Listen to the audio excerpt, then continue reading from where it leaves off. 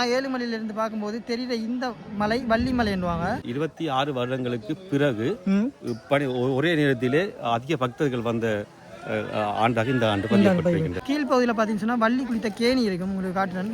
இதுதான் இந்த வள்ளி குளித்த கேணி.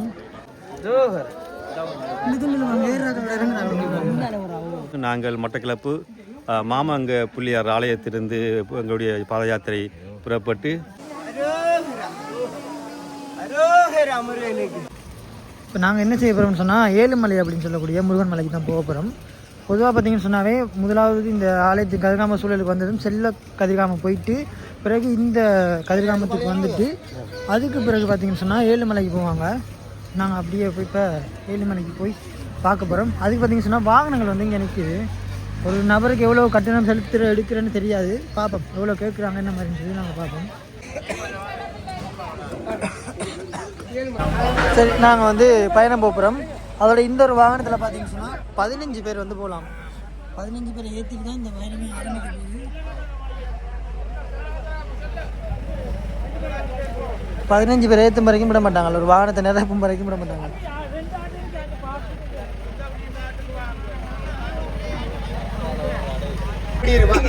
சரியாக வந்து கூட்டியாச்சு. 15 பேரோட பயணம் ரெடி.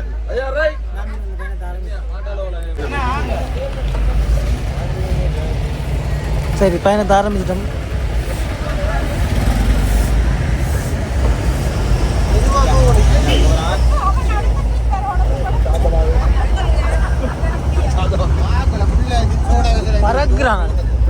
பறக்குறாங்க.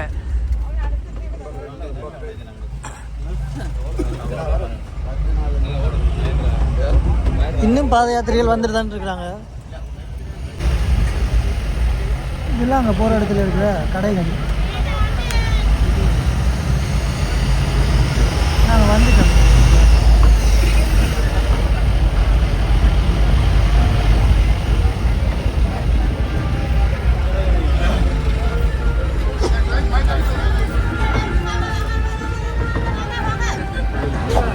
நான் இப்போ கோயிலுக்கு முன்பதில் நிற்கிறேன். அதோட இந்த வாகனத்துக்கு பார்த்தீங்கன்னு சொன்னால் 100 ரூபாய் ஒரு ஆளுக்கு. போன வருஷம் வந்து 50 ரூபா, இந்த வருஷம் 100 ரூபா. நாங்கள் வந்து இந்த வாகனத்தில் இறங்கிடலாம். போன வருஷம் நான் நடந்து தான் வந்தேன். நான் அந்த அனுபவத்தில் தான் இந்த முறை வாகனத்தில் வந்தேன். நான் என்னை பொறுத்த வரைக்கும் வாகனத்தில் வர்றது நல்லது. இப்போ நேரத்தை பார்த்தீங்கன்னு சொன்னால் சரி 6:35. உண்மையாகவே கதிர்காமம் பாரதிங்க இருந்தால் இந்த இப்போ எதிர்நோக்கிற பிரச்சனைகள்லாம் மிக முக்கியமான பிரச்சனை வந்து பார்த்தீங்கன்னு சொன்னால் சாப்பாடு. இந்த சாப்பாடுகள் கொஞ்சம் விலை கூடுதலாக தான் இருக்கும். ஆனால் வேறு வழி இல்லை, நம்ம சாப்பிட்டு ஆகணுன்றபடியாக சாப்பிடலாம். அதை தவிர்த்து இந்த முறை பார்த்தீங்கன்னா நிறைய இடங்களில் அன்னதானம் கொடுக்குறாங்க. அதனால் அன்னதானம் வந்து நாங்கள் சாப்பிடலாம். நாங்கள் இனிமேல் இங்கே என்ன இருக்குது அப்படின்னு சொல்லி பார்த்துட்டு சாப்பிட்டுட்டு போவோம். சாப்பாடுங்கிற விலைங்க அதே மாதிரி அதிகம். பார்த்தீங்கன்னு சொன்னால் இங்கே இருக்கிற சோட்டி சதைகள விலை பார்த்தீங்கன்னு சொன்னால் ஒன்று 100 ரூபா. வெளியே பார்த்தீங்கன்னு சொன்னால் 70 ரூபா 80 ரூபா வரும். ஆனால் இவங்க வந்து இந்த கோயில் திருவிழா டைமில் தான் பார்த்தீங்கன்னு சொன்னால் அதிகளவான உழைப்புகள் வந்து கிடைக்கும். அதனால் அவங்க இந்த டைம்லேயே உழைச்சி கொள்வாங்க. அதை தவிர்த்து ஏனைய நாட்களில் இங்கே வருகை தர ஒரு சாதாரண ஒரு அளவு குறிப்பிட்ட சுற்றுலா பயணிகளால் வருகை தரதால் இந்த சீசன் டைமில் இவங்க வந்து கொஞ்சம் விலையை அதிகமாக வச்சு உழைச்சிடுவாங்க. ஸோ அதனால் பார்த்திங்கன்னு சொன்னால் இந்த உணவுப் பொருட்கள் விலை பார்த்திங்கன்னு சொன்னால் 100 ரூபா இருந்துச்சு. டீ 130 ரூபா, பிளெயின் டீ 50 ரூபா, அது சோட்டிஸ் ஐட்டம்லாம் 100 ரூபான்னு சொல்லி இருந்துச்சு. ஸோ கதிர்காமத்தில் நீங்கள் யாராவது அதாவது இந்த விலைகள் பார்த்திங்கன்னா இன்னும் போக போக அதிகரித்து கொண்டு தான் போகும். நாங்கள் இனிமேல் வந்து இந்த ஆலயத்தில் முகப்பில் இருந்து இந்த ஏறக்கூடிய நிலை எப்படி இருக்குன்னு சொல்லி காட்ட போகிறேன். வீடியோ தொடர்ச்சியாக பாருங்கள். இதான் வந்து ஏழுமலைக்கு முன்பகுதியில் இருக்க கடை தொகுதிகள். இங்கே வந்து எங்களுக்கு தேவையான எல்லாமே வாங்கி கொள்ளலாம். இங்கே அதோட இதுதான் அந்த முகப்பு, நல்லா இருக்குல்ல. இங்கே கூடுதலாக பக்தர்கள் பார்த்தீங்கன்னு சொன்னால் மேலே ஏறுறதுக்கு முதல் வந்து தேங்காய் உடைப்பாங்க. அதனால் கைகளில் எல்லாருமே தேங்காய் வச்சுருப்பாங்க. அங்கே பாருங்கள், எல்லோரும் தேங்காய் வச்சுருப்பாங்க. அதே மாதிரி கற்பூரம் கொளுத்துவாங்க. நான் கற்பூரம் தான் கொண்டு போகிறேன். இப்போ வந்து நாங்கள் கோயிலுக்குள்ளே போக போகிறோம். அழகான முகப்பு இங்கே பாருங்கள். இந்த பக்கத்தில் யாசகம் இருக்கிறாங்க. என்ன விஷயம் அப்படின்னா, கோயிலுக்குள்ளே போகும்போது யாசகம் கொடுக்கலாம். கோயிலில் போயிட்டு இறைவனை வழிபட்ட பிறகு யாசகம் கொடுக்காதீங்க.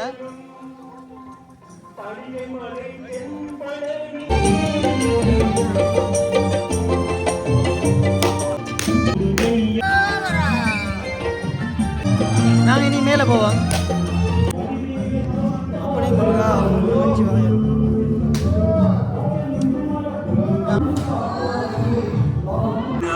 இதில் வந்தீங்கன்னா வாகனத்தில் போகிற அகலிக்கிறாங்க.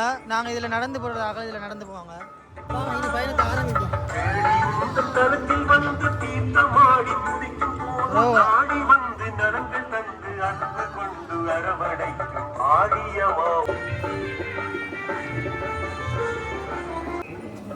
இப்போ நாங்கள் முதலாவது கோயிலை பார்த்துட்டோம். சிவன் கோயில்னு சொல்லியிருக்கோம். முதலாவது கோயில் சிவன் கோயிலேருந்து அதுக்கு அடுத்ததாக சிவனை வழிபட்டு நாங்கள் வந்து பயணத்தை ஆரம்பிக்கலாம். அரோகரா இந்தா பாருங்க சிவன் கோயிலுக்கு வந்துட்டோம். ஓம் நமச்சிவாய.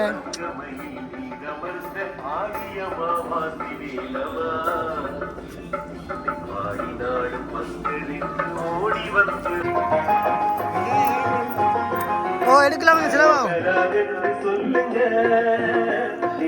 நிறைய பேர் பார்த்தீங்கன்னு சொன்னால் ஸ்டார்டிங்லேயே கலைச்சிடுறாங்க. உண்மையாகவே நிறைய பேர் சோம்பேறித்தனமாகவே இருப்பாங்க போல இருக்கு.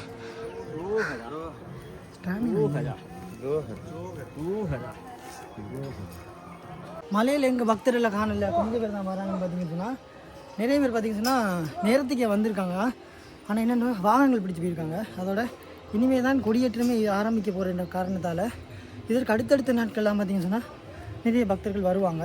அதோட இன்னொரு விஷயம் என்னென்னு சொன்னால் கொஞ்சம் பேர் பார்த்தீங்கன்னு சொன்னால் நேரத்துக்கே வந்து அதாவது 24 வந்து செல்ல கதிர்காம கோயில் போய் பார்த்துட்டு விநாயகரை வழிபட்ட பிறகு திரும்ப 25 இந்த கோயிலுக்கு வந்திருக்காங்க.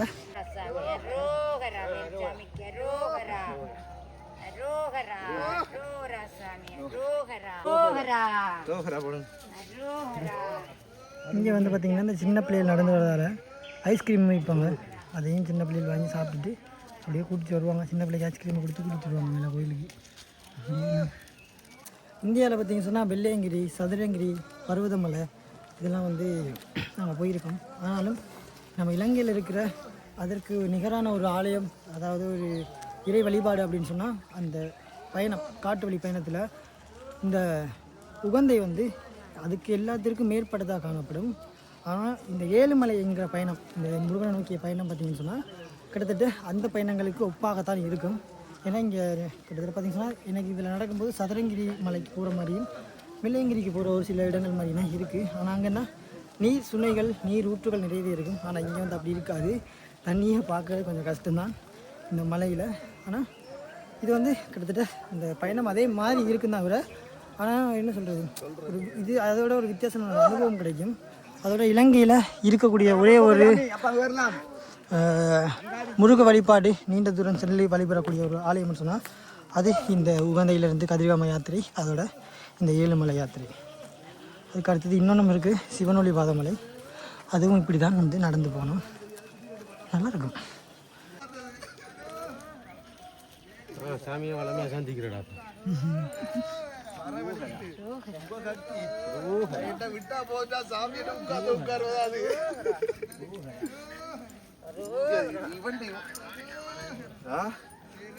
அரோரா சொல்லாம சிரிச்சு கொண்டு வர அம்மா. அரோரா அரோரா சாமி.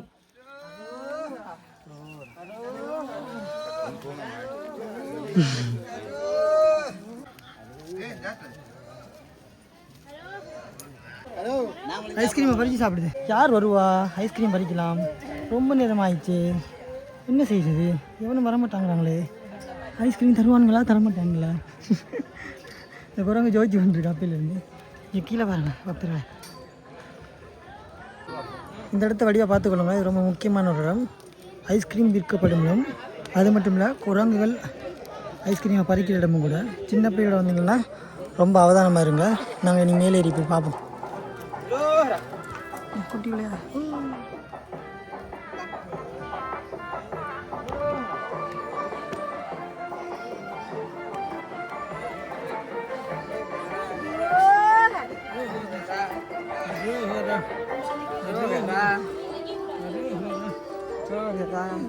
பார்த்தா சரியா.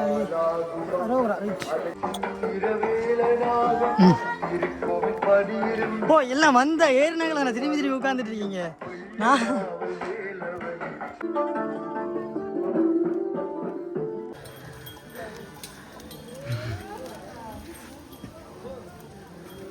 நீங்க ஒரு வாட்டி ஏற மணி 2 வாட்டி ஏற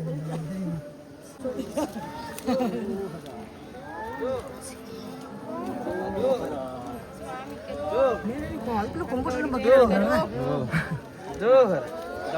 இது அங்கே ஏறாங்க இறங்குறாங்க.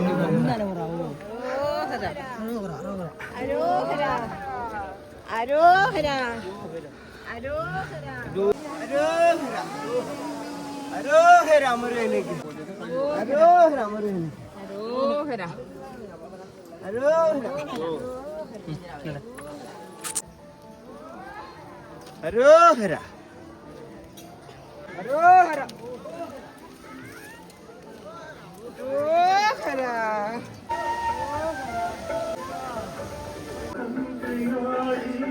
நடந்து ஒரு கொஞ்சம் தூரம் மேலே வந்த பிறகு அப்படி பார்த்தீங்கன்னா மாடசுவாமி கோயில் என்ன அப்படின்னு சொல்லியிருக்கும். பார்த்தீங்கன்னு சொன்னால் தெரியும், இதெல்லாம் கிராமிய வழிபாட்டில் மிக முக்கிய பங்கு வகிக்கக்கூடிய தெய்வம். இதை பார்த்தீங்கன்னு சொன்னால் இவங்க கும்பிடுவாங்க சிங்களவர்கள். ஆனால் வேறு ஒரு உருவத்தில் வச்சு கும்பிடுவாங்க. இதை விளங்குதா? வெள்ளை குதிரையில் வச்சு கும்பிடுவாங்க. கேட்டால் மதுரை வீரன் அப்படின்னு சொல்லுவாங்க. ஒவ்வொரு மாதிரி ஒவ்வொரு கதைகளை சொல்லி அவங்களுக்கு ஏதுவாக வந்து இறைவனை வழிபடுவாங்க. நம்மளை பொறுத்த வரைக்கும் எல்லாமே ஒரு சக்தி தான். உண்மையான மனதோட கருங்கலை வழிபட்டாலும் அது இறைவனை வாரக்கூடிய சக்தி அந்த வழிபாட்டுக்கு இருக்குது. அதனால தான் இந்துக்கள வழிபாடு மிகவும் பழமையானது. ஆரம்ப காலத்திலேருந்து இயற்கையை வழிபட்டு அதற்கு பின்பு ஆத்மாக்களை வழிபடுற ஒரு மூதாதைய வழிபாடு. நாங்கள் இனிமேல் அடுத்து அப்படியே கடந்து போவோம். இந்த பகுதியை பார்த்துட்டு நிறைய பேர் வாயில் ஐஸ்கிரீமோட வராங்க. பக்தர்கள் செய்கிற காரியம் அதெல்லாம்.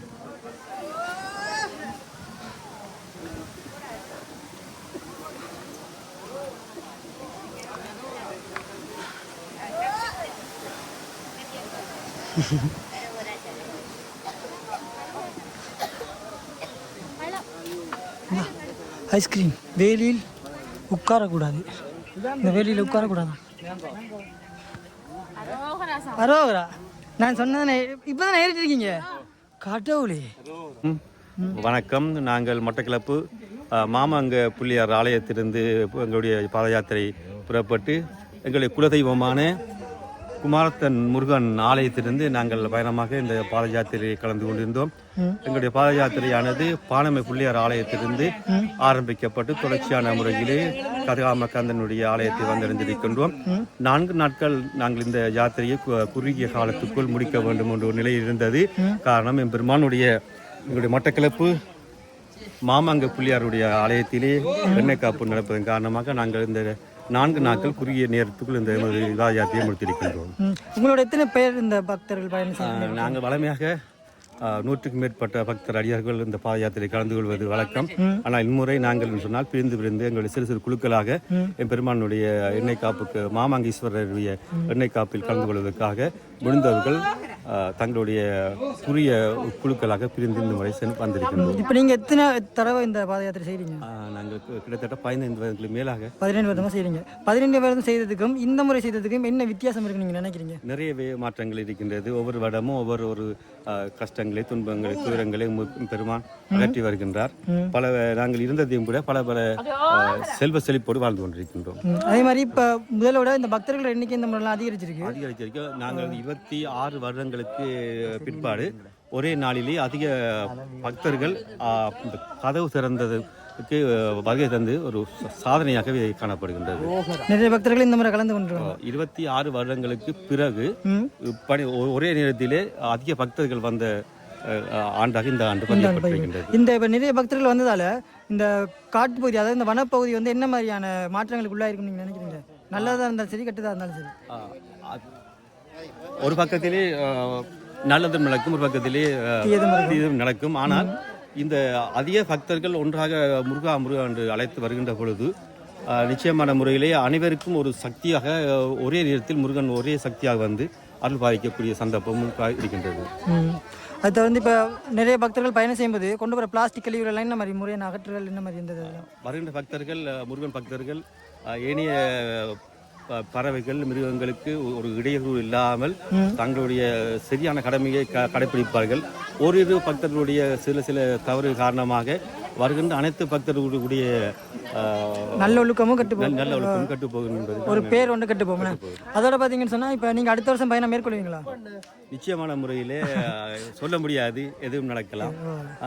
அவர்கள் இன்றி அனுபவம் செய்யாது. எனவே அவர்கள் அருள் இருந்தால் நிச்சயமான முறையிலே எங்கள் கலிய வாழ்க்கை முடியும் வரைக்கும் இந்த பயணம் தொடரும். அடுத்த வருடம் நான் புதிதாக வந்து இந்த பயணத்தை மேற்கொள்ளணும் அப்படின்னு நினைக்கிற பக்தருக்கு நீங்கள் என்ன சொல்ல வரீங்க? நிச்சயமான முறையிலே உங்களுக்கு முன்னால் இந்த யாத்திரையை ஆரம்பித்தவர்கள், அதனைத் தொடர்ந்து இந்த யாத்திரையை மேற்கொள்கின்றவர்களுடைய கடைப்பாடுகளை கடைப்பிடித்து ஒழுக்க சீரராக நாங்கள் இந்த இது ஒரு எங்களுக்கென்று, எங்களுடைய மதத்துக்கென்று, எங்களுடைய இந்து மதத்துக்கென்று ஒரு தார்மீகமான ஒரு பாத யாத்திரை, புனித யாத்திரை, எந்த மதத்துக்கும் இல்லாத ஒரு புனிதம்.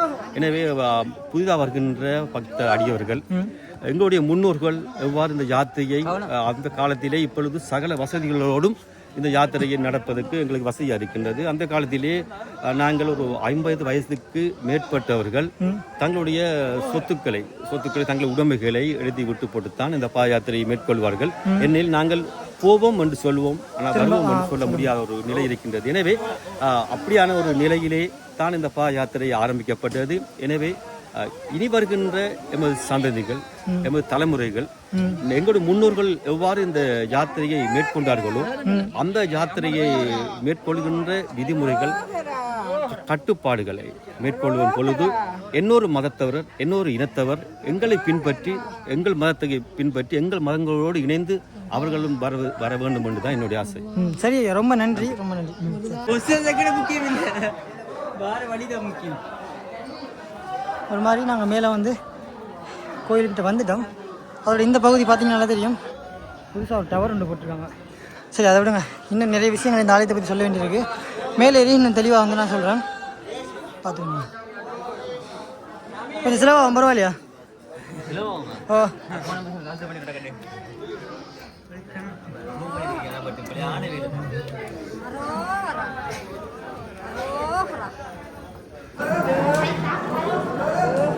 பெண்ணையா வந்து உட்கார்ந்துட்டீங்க அதில் இப்படி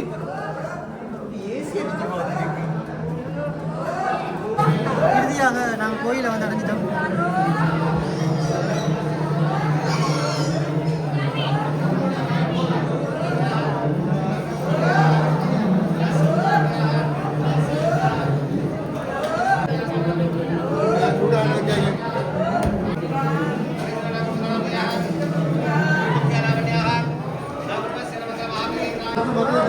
இதான் முருகனுடைய சன்னிதானம். இங்கேயும் பார்த்தீங்கன்னு சொன்னால் திரைச்சீலை தான் போட்டிருப்பாங்க. இங்கேயும் வந்து திரைச்சீலை தான் முருகனை வச்சு எடுத்துருவாங்க. நீ அப்படியே போய் பார்ப்போம், வேறு என்ன நெருக்கம். வீடியோ எடுக்கும்போது இங்கே கேமராக்குள்ள தலையை விட்டு எட்டி பார்க்குறாங்க. என்ன கொடுமை. வெளியே அங்கால பக்கம் போட்டான். காசில் உட்கார்ந்தா நெருக்கடி இருக்குது. இதில் அன்னதானம்லாம் கொடுப்பாங்க, சாப்பிடலாம். எங்களுக்கு அன்னதானம் தானே முக்கியம். சரி சரி. கோயிலுக்கு வெளியே வந்ததுன்னு பார்த்தீங்கன்னு சொன்னால், அதாவது ஏழுமலைக்கு மேலே ஏறினதுன்னு பார்த்தீங்கன்னு சொன்னால் அந்த பகுதியில் வேல் இருக்கும். அது பிறகு இங்கால வந்து பௌத்த பன்சாலை இருக்கும். அப்படியே இந்த பகுதியில் வந்தீங்கன்னு சொன்னால் மிருகங்களுக்கு உணவு கொடுக்க வேணாமல் இருக்கும். அதை ஏன் போட்டிருக்காங்க அப்படின்னு பார்த்தீங்கன்னு சொன்னால், காட்டில் வழங்கக்கூடிய, அதாவது காட்டில் வளரக்கூடிய விலங்குகளுக்கு நீங்கள் உணவுகளை கொடுத்து பழக்கிட்டீங்கன்னு சொன்னால் அந்த விலங்குகள் அந்த உணவு தேவைக்காக இதே இடத்துல வந்து நின்று இங்கே வர பக்தர்களுக்கு இடையூறு செய்யும். ஸோ அதனால தான் வந்து சொல்லியிருக்காங்க. அதில் இந்த பகுதியில் என்னென்ன இருக்குது அப்படின்னு சொல்லி முக்கியமாக பார்ப்போம். ஏன்னா நிறைய விடயங்கள் வந்து இந்த பகுதியில் இருக்குது. முதலாவது பார்த்திங்க சொன்னால், ஏழுமலையிலேருந்து பார்க்கும்போது தெரிகிற இந்த மலை வள்ளிமலை என்னுவாங்க. இந்த வள்ளிமலைக்கு இது வரைக்கும் பெரிதாக யாரும் போனதில்லை. ஆனால் நாங்கள் போய் வீடியோ காணொலி பதிவு செய்து போட்டிருக்கோம். அதனால் வள்ளிமலை இந்த மலையை பற்றின வீடியோ எப்படி வேணும் அப்படின்னு நீங்கள் நினைக்கிறீங்களோ அதே மாதிரி என்னால் முடிஞ்ச அளவுக்கு தெளிவாக இந்த வள்ளிமலையை பற்றி வீடியோ காணொலி போட்டிருக்கேன். நீங்கள் மறக்காமல் இந்த வள்ளிமலையவே பாருங்கள். அதோட இப்போ நாங்கள் நிற்கிற இந்த ஏழுமலையில் தான் முருகன் வந்து நின்று கொண்டு வள்ளியை சந்திச்சதாங்க. அந்த சந்திக்கும் போது அங்கே இருக்கிற மரத்தில் தான் வள்ளி ஊஞ்சல் ஆடினாங்க. வந்து ஒரு கதை இருக்குது. அதாவது வள்ளி ஊஞ்சல் ஆடும்போது அவளுடைய நீளமான கூந்தலை பார்த்து தான் முருகன் வந்து மயங்குறார். ஸோ அந்த காதல் வசப்பட்ட முருகன் இங்கேருந்து தான் வள்ளியை வந்து முதலாக கண்டு அது பிறகு வள்ளியை கரம் பிடிக்கிறார். அந்த ஒரு வள்ளி கண்ட ஒரு மலை தான் இந்த வள்ளிமலை. அந்த அங்கே தெரிகிற பாறைகள் பார்த்திங்கன்னு சொன்னால் வள்ளியோட குகை. அதெல்லாம் அந்த காணொலியில் முழுமையாக போட்டிருக்கேன். அதோட கீழ்ப்பகுதியில் பார்த்திங்கன்னு சொன்னால் வள்ளி குளித்த கேணி இருக்கும். உங்களுக்கு காட்டுறேன். இதுதான் இந்த வள்ளி குளித்த கேணி. இதை கட்டி பராமரிச்சிருக்காங்க. இது வந்து வள்ளி குளித்த கேணி. அதோட இந்த இந்த இதில் பார்த்தீங்கன்னு சொன்னால் பாறை அடுக்குகள் அதில் தெரியும் நினைக்கிறேன். இதெல்லாம் பாறை அடுக்கு குகைகள். அந்த காலத்தில் இந்த வள்ளி சார்ந்த அந்த வேடவ குழுக்கள் வசித்த இடங்கள் தான் இதெல்லாம். இதிலெல்லாம் நிறைய பாறை அடுக்குகள் தெரியும். கொஞ்சம் ஜூம் வந்து அந்தளவு கிளியராக இருக்கிறதால என்னால் முடிஞ்ச அளவு காட்டுறேன். இதெல்லாம் பாறை அடுக்குகள் சொன்னால் அந்த வேலிகளாக பயன்படுத்தியிருக்காங்க அந்த காலத்தில் வேடவர்கள். இதெல்லாம் குகை, பாறை குகைகள். அதோட இதுதான் வந்து கேணி, வள்ளி கேணி. இது அதோட இந்த பகுதியில் பார்த்தீங்கன்னு சொன்னால் ஒரு குளம் இருக்குது. இப்போதைக்கு வந்து இந்த பகுதியில் விவசாயம் செய்கிறதுக்கு தேவையான நீர் தேவைக்காக இந்த குளத்தை வந்து பராமரிக்கிறாங்க. இதுவும் பழமையான ஒரு குளம் தான். அதோட இதுதான் வந்து இலங்கையில் தெற்கு பகுதி. அங்கே தெரியுது இல்லை, கடல் இல்லை, அது வந்து இந்து சமுத்திரம். இது இலங்கையில் தெற்கு பகுதி பார்த்தீங்கன்னா உங்களுக்கு தெரியும். அதோட முடியுது. இங்கேருந்து பார்த்தாலே ஹம்பாந்தோட்டை ஹாபர் தெரியும். அதாவது இந்த வள்ளிமலையிலேருந்து நாங்கள் பார்த்தோம்னு சொன்னால் ஹம்பாந்தோட்டை ஹாபர் தெரியும். இலங்கையில் தெற்கு பகுதி தொங்கல் முனை பகுதி, அது அங்கே தெரியுது தான் வந்து அந்த வள்ளி ஹாபர். வள்ளி மலையிலேருந்து பார்த்தா தெரியும் ஹம்பாந்தோட்டை துறைமுகம். ஸோ அதுக்கு பிறகு நாங்கள் வந்து முருகர் வந்து இந்த மலையில் நின்ற வரலாறு என்னன்னு பார்த்தீங்கன்னு சொன்னால், நாங்கள் நிற்கிற இந்த ஏழுமலை தான் இந்த பகுதியிலே மிகவும் உயரமான மலை. அதனால் பார்த்தீங்கன்னு சொன்னால் முருகன் படையை திரட்டுறதுக்கு முதல் இங்கே வந்தபோது இந்த இடத்துல அமைவை பார்க்குறதுக்காக உயரமான இடத்தை நோக்கி பயணம் செய்கிறார். அப்படி பயணம் செய்து வரும்போது தான் இந்த கதிர்காம பாத யாத்திரிகள் காற்று வழி பயணத்தை மேற்கொண்டு வராங்க. அதாவது முருகர் பயணம் செய்த பழியாலேயே வராங்க. அப்படி வந்து இந்த உயரமான மலையில் நின்று பார்க்கும்போது தான் அவருக்கு இந்த இடத்துல தலைத்தொற்ற அம்சங்களே தெரியுது. அதுக்கு பிறகு தான் அவர் சரியான திட்டமிடல் இருக்கிறார். அது மட்டும் இல்லாமல் இந்த பகுதியில் இருந்து கொண்டு தான் வள்ளியையும் சந்திக்கிறார். அதோட இப்போ நீங்கள் பார்க்குற இந்த அரச மரம் இருக்குது தானே, இதெல்லாம் வந்து குறுகிய காலத்துக்குள்ள வைக்கப்பட்டது. அதுக்கு ஒரு வரலாறு இருக்குது. அதாவது வரலாறு சொன்னால் சயின்ஸ் இருக்குது. மரங்களில் வந்து அதிகமாக ஒட்டிசனை வெளியிடக்கூடியது பார்த்திங்கன்னு சொன்னால் அரச மரம். ஸோ அதனால் அரச மரம் வந்து ரொம்ப வேகமாக வளரும். அதனாலே குறுகிய காலத்தில் இந்த அரச மரங்கள் பார்த்திங்கன்னு சொன்னால் வளர்ச்சி தந்துடும். அதனால் அரச மரத்தை வச்சு ரொம்ப பழமையான மரம் அப்படின்னு வந்து கணித்து சில ஆக்கிரமிப்புலாம் இடம்பெறும். அதெல்லாம் வந்து இலங்கையில் ரொம்ப சகஜமான விஷயம். இது வந்து இந்து கடவுள், அதில் வந்து இந்துன்னு சொல்லக்கூடாது, வைஷ்ணவர்கள் கும்பிடக்கூடிய விஷ்ணு கடவுள். அதை தாண்டி பார்த்திங்கன்னு சொன்னால் இங்கே வந்து விகாரம் இருக்குது. இந்த விகாரம் அதாவது இதெல்லாம் வந்து இப்போ தற்சமயம் வந்து கட்டப்பட்டிருக்கு. கிட்டத்தட்ட நான் நினைக்கிற ஒரு 7 வருஷத்துக்குள்ளே தான் கட்டப்பட்ட கட்டிடங்களாக இருக்கும். இதுக்கு அடுத்து தான் நாங்கள் மேலே போய் பார்ப்போம்.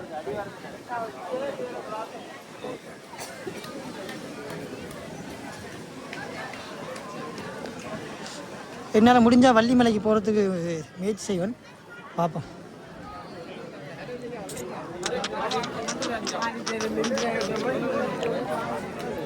கவல் பிரட்டி கொடுக்குறாங்க. என்னன்னு சொன்னால் அந்த பாத யாத்திரை செய்கிற பக்தர்கள் பார்த்தீங்கன்னு சொன்னால் அவங்களோட இறுதிக்கற்ற நேர்த்தி கடன் அது என்னென்னு பார்த்தீங்கன்னு சொன்னால் இங்கே வந்து அவல் வைப்பாங்க. ஏன்னா இங்கே நான் நிறைய விஷயம் பார்த்துட்டேன்னா இங்கே சேவல் கோழியெல்லாம் ரொம்ப சாதாரணமாக இந்த பகுதியில் இருக்குது. நான் நினைக்கிறேன் நேர்த்தி கடன் வைத்து பக்தர்கள் விடுவாங்க போல இருக்குது. அதோட இந்த இதில் பார்த்தவங்களுக்கு தெரியும், இந்த வேல் இருக்குது தானே, இந்த வேலில் தான் வந்து பக்தர்கள் நேர்த்தி கடனை வந்து செய்வாங்க. அவங்க வந்து வீட்டுகளில் இருந்து கொண்டு வர அவல் நிறைய பேர் வீடுலேருந்து தான் கொண்டு வரணும். அதான் முறை. தலையில் வைத்து அவல் இல்லைன்னு சொன்னால் திணையை தலையில் வச்சு கதிரவ பாத யாத்திரை செய்து அதை வந்து இங்கே முருகனுக்கு காணிக்க படைக்கிறது தான் வந்து உண்மையான முறை. நிறைய பேர் இங்கே கடைகளில் வாங்கிட்டு வந்து கொடுக்குறீங்க. என்னவோ இறைவன் அதை ஏற்றுக்கொள்வார். ஏன்னா பக்தியாக செய்யும்போது ஆண்டவன் அதை ஏற்றுக்கொண்டு தான் ஆகணும். அதோட இப்போ இந்த பகுதியில் படைக்கப்படுற அந்த அவல் இருக்குது தானே, இதே அவலை பிரசாதங்களை பார்த்தீங்கன்னு சொன்னால் இங்கே வர பக்தர்களுக்கு கொடுப்பாங்க. இந்த கொடுக்குறாங்க பாருங்கள், அந்த அம்மா கொடுக்குறாங்க. அதனால் நீங்கள் பசிக்குதுன்னு சொன்னீங்கன்னா இந்த மலைக்கு ஏறினீங்கன்னா அவல் கொடுப்பாங்க, வாங்கி சாப்பிடலாம். மனசு நிறையும், பிரசாதம் தின்ற மாதிரி வயிறு பசியும் அடங்கும். நான் சொன்னேன் இந்த மலைப்பகுதி தான் வந்து இந்த இடத்துல மிகவும் உயரமான ஒரு மலையாக இருக்குன்னு சொல்லி. அதுக்கு ஆதாரம் பார்த்தீங்கன்னு சொன்னால் இந்த இடத்துல இருந்து பார்க்கும்போது மிக்க ஏனைய மலையெல்லாம் ரொம்ப சின்னதாக தெரியும். காட்டுறேன் பாருங்க, இங்கே இதுதான் இந்த மலை தொடர்களே.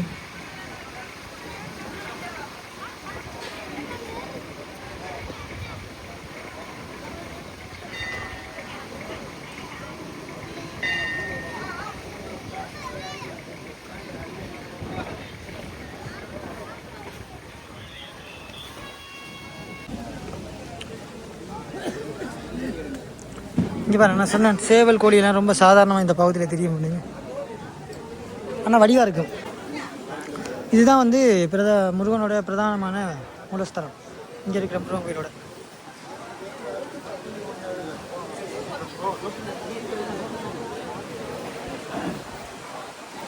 கோட்டை இருந்ததாம். ஆகையால சிங்கமுகனுடைய சூரனுடைய தம்பி சிங்கமுகனுடைய கழுத்து அறுபட்ட பிறகு அதுல விழுகிற ஒவ்வொரு ரத்த துளிகளும் புதிதாக அசுரர்களாம் நினைச்சாங்களாம். ஆகையால முருகனுடைய வேல்பட்ட பிறகு முற்றமுடைய சாம்பலாகி அந்த நிலத்துல விழுந்தாங்களாம். ஆகையால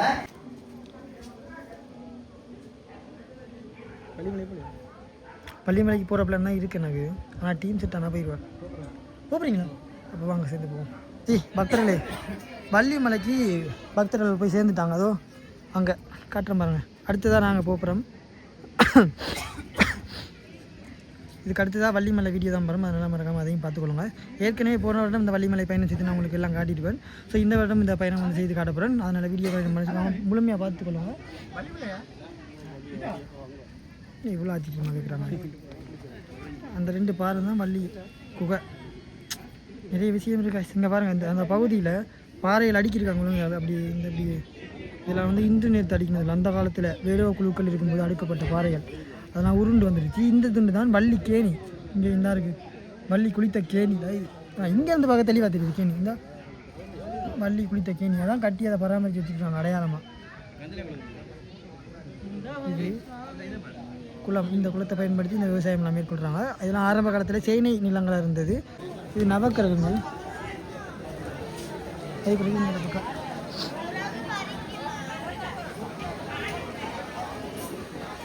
எஸ், எனக்கு சந்தோஷமாக இருக்குது. என்ன விஷயம்னா வள்ளிமலைக்கு போக போகிறோம். வள்ளிமலைக்கு போக போகிறோம்னா சந்தோஷமாக இருக்குது.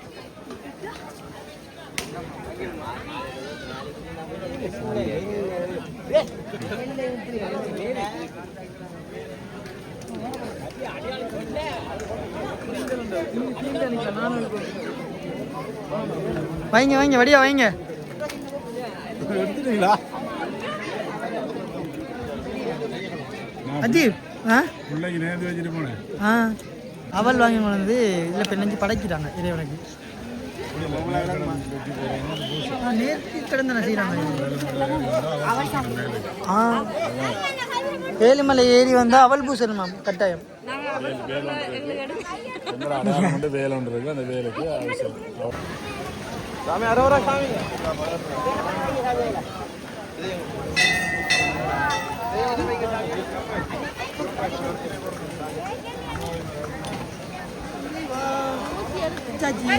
ஓ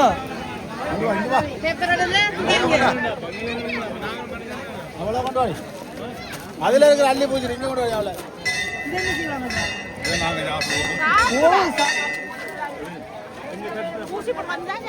அப்படியா? இது தெரியாது.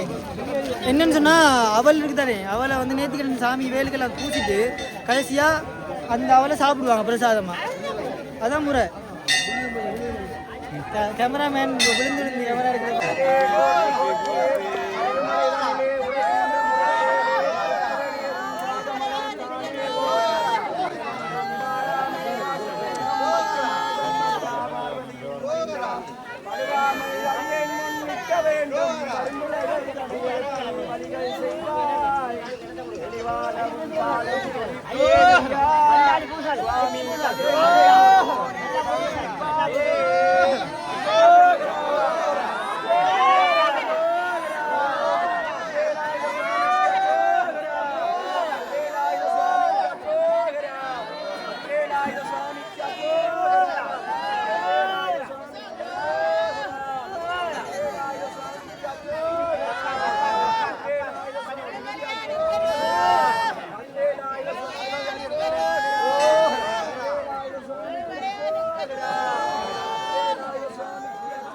பக்தர்கள் கொண்டு வர வேலை இங்கே வச்சு அவளால் வந்து வழிபாடு செய்து வணங்குற.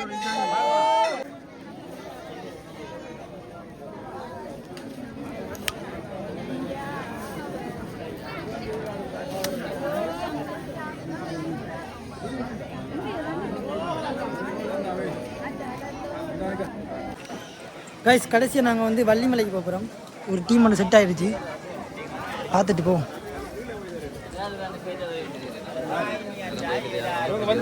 திருவண்ணாமலையிலேருந்து வந்து ஆக்கள் அந்த டீமோட தான் அப்படியே போக போகிறோம். இப்போ இவங்களோட தான் நாங்கள் வள்ளிமலைக்கு போக போகிறோம் எல்லாரும்.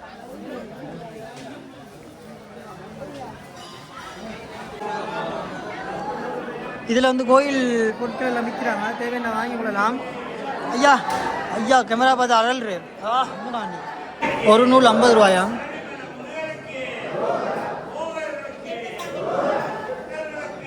ஆறு நூல் வாங்குறேன்.